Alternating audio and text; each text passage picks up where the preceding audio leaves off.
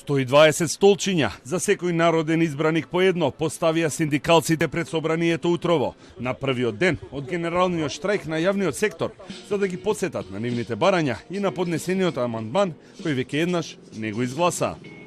Во сите јавни институции, каде синдикатот има своји ограноци и членови, штрајкот почна со обезбеден минимум од 10% вработени, кои ќе работат за да може да им излезат пресред на неодложните и итни работи и барања на граѓаните. ССМ уште еднаш ги повтори своите барања. Линеарно усогласување на платите и зголемување од 2806 денари, враќање на К15 од наредната година и нов колективен договор. Сите оние кои нема да го поддржат ова наше барање во интерес на работникот, наше легитимно право како представници на работниците, како Сојуз на синдикати на Македонија, од нив да побараме оставка. Ова го кажувам одлучно и решително и сите колеги позади мене и сите работници се согласуваат. Бидејќи ние сме ги избрале за да ги унапредуваат и да ги чуваат нашите права и да не излезат во пресред сега кога ни е најпотребно, кога не знаеме утрото што ни носи, кога не знаеме колкава инфлација другиот ден не чека, кога не знаеме какви цени во продавниците не чекаат.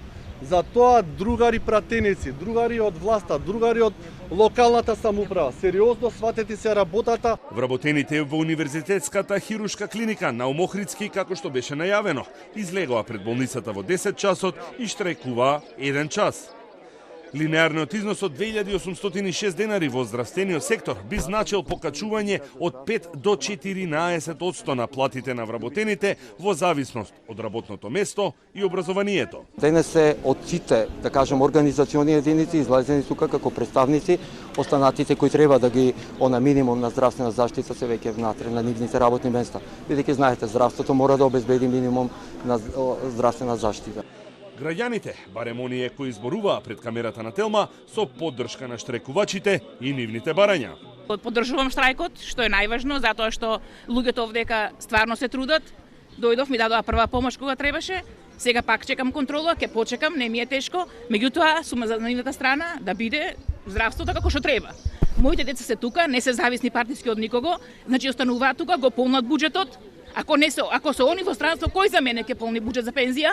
Значи јас ги поддржувам сите овие што се од таа страна. Јас го поддржувам овој протест, значи 100%.